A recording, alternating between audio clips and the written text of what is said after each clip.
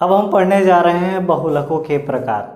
तो जो बहुलक होते हैं वो आपके मुख्यतः दो प्रकार के हैं। पहले है कि हम बहुलक को क्रिया विधि के आधार पर देखते हैं। तो इसमें जो होता है वो आपका बेंजोइल पेरोक्साइड से फेनिल मूलक बनता है। पहली क्रिया विधि जो होती है उसमें बेंजाइल पेरोक्साइड से फेनिल मूलक बनेगा और उसके बाद से उस मूलक का हम एमीन के साथ रिएक्शन करते हैं तो ये हमको देता है, ये हमारा द्वितीय क्रिया विधि हो गया।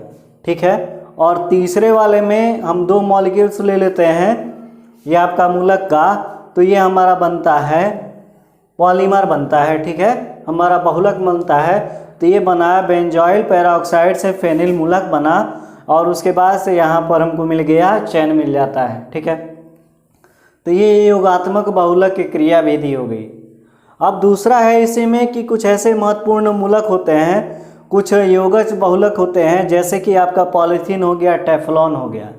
तो जो पॉलीथीन होता है वो आपका दो प्रकार का होता है। पहला होता है अल्प घनत्व पॉलीथीन होता है, दूसरा होता है उच्च घनत्व पॉलीथीन होता है। तो जो आपका अल्प घनत्व पॉलीथीन होता है वो आपका 1000 से लेकर के 2000 केल्विन और 350 से 570 केल्विन पर ये रिएक्शन करके ये पॉलीथीन ये बहुलक बनाता है।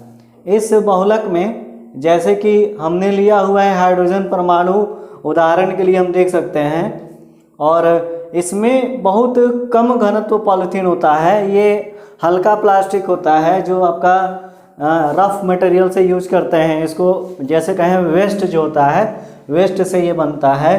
तो ये आपका पॉलीथीन जो होता है वो 1000 से लेकर के 2000 डिग्री सेल्सियस पर ये गर्म होता है। ठीक है, और इसका जो स्ट्रक्चर होता है, ये जो अल्प पॉलीथीन जो होता है उसका स्ट्रक्चर ऐसे होता है। ठीक है, ये ऐसे बनी होती है, रफ होता है, आसानी से फट फूट सकता है।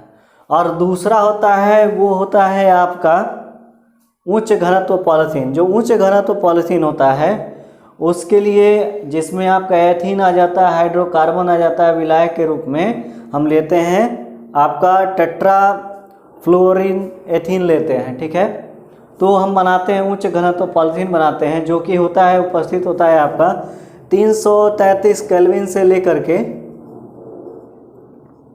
343 केल्विन तक होता है ये। ठीक है, ये इसके उसकी हीटिंग पॉइंट है, यानी जब गर्म होता है तो ये बनाता है उच्च दाब वाला जो होता है उच्च घनत्व वाला पॉलीथीन होता है। ठीक है, उसके बाद बात करते हैं टेफ्लॉन का। तो टेफ्लॉन जो होता है जब हम टेट्राफ्लोरोएथीन को उत्प्रेरक के प्रेजेंस में जब हम उसको उच्च दाब पर गर्म करते हैं तो ये देता है टेफ्लॉन मिलता है। ठीक है, तो ये हो गया कुछ ऐसे महत्वपूर्ण योगक बहुलक हो गए जिसका हम प्रयोग देखते हैं। और इसी में कुछ ऐसे संलग्न बहुलक हैं, कुछ ऐसे वृद्धियाँ होंगी, जैसे कि कुछ इसके बाद जो हमारा नेक्स्ट टॉपिक होगा इसी पर होगा, हम इसके कुछ ऐसे संलग्न बहुलक देखेंगे।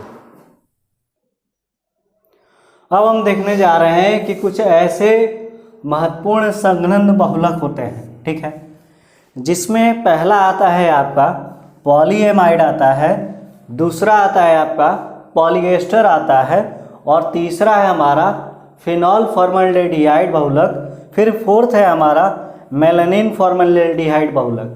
तो जो आपका पॉलीएमाइड होता है, पॉलीएमाइड में हम पढ़ते हैं नाइलॉन 66।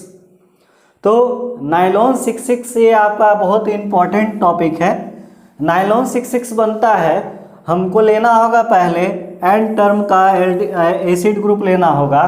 अब उसके साथ हम रिएक्शन करेंगे एमीन ग्रुप के साथ, जब रिएक्शन करेंगे तो ये आपका फॉर्मेशन करता है नाइलॉन 66 का, और आपके साथ में एन मॉलिक्यूल H2O का मिलेगा। इसके लिए हमको 553 केल्विन टेम्परेचर लेना होगा हाई प्रेशर पर। ठीक है, तो ये हमारा बनता है नाइलॉन 66।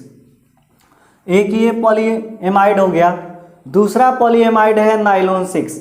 तो नाइलॉन 6 के लिए आता है हमारा कैप्रोलेक्टस होता है। कैप्रोलेक्टस के साथ जब हम रिएक्शन करते हैं ये आपका टेम्परेचर देंगे 533 केल्विन से लेकर के 543 केल्विन तक। और यहाँ से वाटर रिलीज होगा तो मिलता है हमारा नायलॉन 6 मिलता है। ये आपका है पॉलीएमाइड है। अब बात करते हैं पॉलीएस्टर की।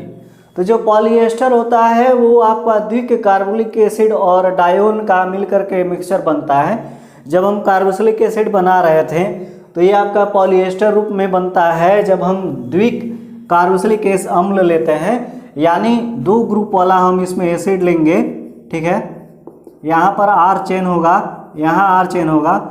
जब 2 ग्रुप वाला हम लेते हैं इसमें द्विक कार्बोक्सिलिक एसिड लेंगे, यानी सेकेंडरी कार्बोक्सिलिक एसिड लेंगे, तो उसके साथ और उसमें डायोल ले लेते हैं तो ये हमारा बनाता है पॉलीएस्टर बनता है। उसके लिए टेम्परेचर की ज़रूरत पड़ती है 420 केल्विन से लेकर के 460 केल्विन तक टेम्परेचर की ज़रूरत पड़ती है, तब बनता है हमारा पॉलीएस्टर, ठीक है। उसके बाद हमारा नेक्स्ट पॉइंट है वो था आपका फिनॉल फॉर्मल्डिहाइड। तो यहाँ नाम से जानकारी मिल जा रही है कि इसमें हम यूज करेंगे फिनॉल, ठीक है। जब हम इसमें फिनॉल के साथ जब रिएक्शन करते हैं तो ये फॉर्मेशन करता है हमारा, यहाँ एल्डिहाइड ग्रुप ले लेंगे तो ये फॉर्मेशन करता है, बहुलक का फॉर्मेशन करता है। जो पहले बनाता है आपका नोवोलिक बनाता है, उसके बाद से आपका बैकलाइट बनता है। ये होता है फिनॉल फॉर्मल्डिहाइड बहुलक होता है, ठीक है। उसके बाद हमारा नेक्स्ट पॉइंट है वो है हमारा मेलामिन फॉर्मल्डिहाइड बहुलक। तो जो मेलामिन होता है, मेलामिन के साथ हम एल्डिहाइड ग्रुप का जब रिएक्शन करते हैं तो ये सबसे पहले मिलेगा हमको रेजिन मध्यवर्ती मिलता है, और उसके बाद से जब हम इसमें बहुलक लगाते हैं, बहुलक का प्रयोग करते हैं, तब ये हमको मिलता है मेलामिन बहुलक मिलता है। अब ये तो आपका टॉपिक हो गया कुछ बहुलक के बारे में। इसमें ही एक टॉपिक था हमारा सह बहुलकन। तो सह बहुलकन मोस्टली हम पढ़ते हैं, रबड़ के लिए पढ़ते हैं, जिसमें हमको रिएक्शन करवाना होता है। वो जैसे रबड़ का फॉर्मेशन करते हैं, पहले हम फॉर्मेशन करेंगे प्राइमरी रबड़ के बारे में मैंने, उसके बाद से जिसमें आता है प्राकृतिक रबड़ है, उसके बाद आता है आपका सेकेंडरी रबड़, जिसमें अगर हम रिएक्शन करते हैं आपका सह बहुलकन बनाने के लिए विधि होती है। हमको लेना होता है इसके लिए 1,3-ब्यूटाइन के साथ एस्टायरीन लेना होगा। हमको सह बहुलकन बनाने के लिए 1,3 आपका एस्टायरीन के साथ बहुलकन बनाना होगा, और हम बना देंगे आपका ब्यूट्राइड एस्टायरीन सह बहुलक बनाते हैं। और जो सह बहुलक बनता है मोस्टली जैसे कि रबड़ होता है, रबड़ आपके प्राकृतिक में पाया जाता है, जो आपके पेड़ों से छाल को काट करके रबड़ एक पॉलीमर पाया जाता है जो प्राकृतिक रबड़ होता है। और इसका कॉस्ट बहुत हाई होता है, जिसमें आता है आपका आइसोप्रोपिल होता है, इसका फॉर्मेशन होता है, ठीक है। आइसोप्रोपिल से हम प्राकृतिक रबड़ का फॉर्मेशन करते हैं।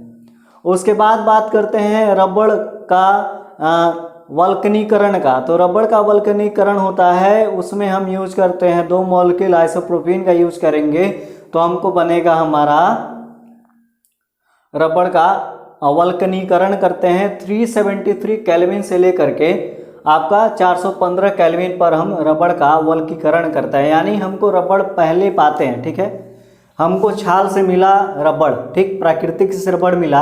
अब हम उसको हीट करते हैं। जब हीट करते हैं तो वो तार के रूप में आपस में जुड़ता है, ग्लूकोज में मॉलिक्यूल्स आपस में चिपकते हैं तो एक हार्ड लेबर बना देता है, एक हार्ड लेबर बना लेगा। उसी को एकत्रित करके हम उसको थोड़ा ठोस करते हैं तो हमारा बनता है प्राकृतिक रबड़ बनता है, जो आपका बनता है आइसोप्रोपिल से, ठीक है। और उसके बाद बात करते हैं संश्लेषित रबड़। तो जो संश्लेषित रबड़ होता है वो मानव निर्मित द्वारा होता है। जैसे कि आप टायर ट्यूब में, गाड़ियों व्हीकल्स में हम संश्लेषित रबड़ का उपयोग करते हैं, जो मानव के द्वारा बनाया जाता है। जो आपने रबड़ यूज करके छोड़ दिया, फेंक दिया है, उस रबड़ का हम प्रयोग करते हैं संश्लेषित रबड़ बनाने में। और आपका विभिन्न जैसे व्यापारिक तौर पर हम इसका उपयोग करते हैं संश्लेषित रबड़ का। और ये हम अपने 6वें टॉपिक में पढ़ेंगे कि व्यापार में भी बहुलक का बहुत ही इंपॉर्टेंट रोल है, ठीक है। ये आपका है संश्लेषित रबड़ में। संश्लेषित रबड़ में आता है न्यूप्रीन आता है, आपका न्यूप्रीन आता है, उसी में आपका ब्यूवान आता है। तो ये आपका यहाँ पर टॉपिक बहुलक के प्रकार खत्म होते हैं। अब हमारा जो नेक्स्ट टॉपिक होगा वो होगा बहुलकों का आणविक द्रव्यमान।